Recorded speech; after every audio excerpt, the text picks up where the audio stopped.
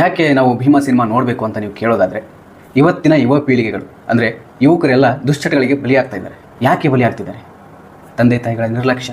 ತಂದೆ ತಾಯಿಗಳು ನಮ್ಮ ಮಕ್ಕಳು ಸ್ಕೂಲಿಗೆ ಹೋಗ್ತಾರೆ, ಕಾಲೇಜಿಗೆ ಹೋಗ್ತಾರೆ, ಬಂದು ಮನೇಲಿ ಓದ್ತಾ ಇರ್ತಾರೆ ಅಂತ ಅಷ್ಟೇ ನಿಮ್ಗೆ ಗೊತ್ತು. ಆದರೆ ಅವ್ರು ಕಾಲೇಜಿಗೆ ಹೋಗಿದ್ದಾರೋ ಇಲ್ವೋ, ಹೊರಗಡೆ ಏನು ಮಾಡ್ತಿದ್ದಾರೆ, ಯಾವ್ಯಾವ ಚಟಗಳಿಗೆ ಅವರು ಅಡಿಕ್ಟ್ ಆಗಿದ್ದಾರೆ, ಇದೆಲ್ಲ ನಿಮ್ಗೆ ಗೊತ್ತಿರಲ್ಲ. ಮನೆಯಲ್ಲಿ ಸೀರಿಯಲ್ಲು, ಆಮೇಲೆ ನಿಮ್ಮ ಕೆಲಸದಲ್ಲಿ ನೀವು ಅಷ್ಟೇ ಬ್ಯುಸಿ ಆಗಿಬಿಡ್ತೀರ. ಮಕ್ಕಳ ಕಡೆ ಗಮನ ಕಡಿಮೆ ಆಗ್ಬಿಡುತ್ತೆ. ಇರುತ್ತೆ ಮಕ್ಕಳ ಮೇಲೆ ಕಾಳಜಿ ತಂದೆ ತಾಯಿಗೆ ಇರಲ್ಲ ಅಂತ ನಾನು ಹೇಳ್ತಾ ಇಲ್ಲ. ಮಕ್ಕಳ ಮೇಲೆ ತಂದೆ ತಾಯಿಗೆ ಕಾಳಜಿ ಇರುತ್ತೆ ಇಲ್ಲನಲ್ಲ. ಆದರೆ ಮನೇಲಿ ಅಷ್ಟೇ ಇದ್ರಲ್ಲ, ಹೊರಗಡೆ ಅವ್ರು ಏನು ಮಾಡ್ತಾ ಇದ್ದಾರೆ, ಅವರ ಕೆಲಸಗಳು ಏನೇನು ತಂದೆ ತಾಯಿಗಳು ತಿಳ್ಕೊಳ್ಬೇಕಾಗತ್ತೆ. ದೊಡ್ಡವ್ರಿಗೆ ಹೇಳೋಷ್ಟು ದೊಡ್ಡವನಲ್ಲ. ಏನಾದರೂ ತಪ್ಪು ಮಾತಾಡಿದ್ರೆ ಕ್ಷಮಿಸಿ. ಯಾಕಂದರೆ ನಾನು ಈ ಭೀಮಾ ಸಿನಿಮಾ ನೋಡಿ ಬಂದಮೇಲೆ ನನಗನ್ಸಿದ್ದು ನಾನು ಹೇಳ್ತಾ ಇದ್ದೀನಿ. ಬಹಳ ನೋವಾಯಿತು ಸಿನಿಮಾ ನೋಡಿದಾಗ. ಇದನ್ನು ಇವತ್ತಿನ ಯುವ ಪೀಳಿಗೆಗಳು, ಯುವಕರು ನೋಡೋದಕ್ಕಿಂತ ಮೊದಲು ಅವರ ಫ್ಯಾಮಿಲಿಗಳು ಈ ಸಿನಿಮಾನ ನೋಡಬೇಕು.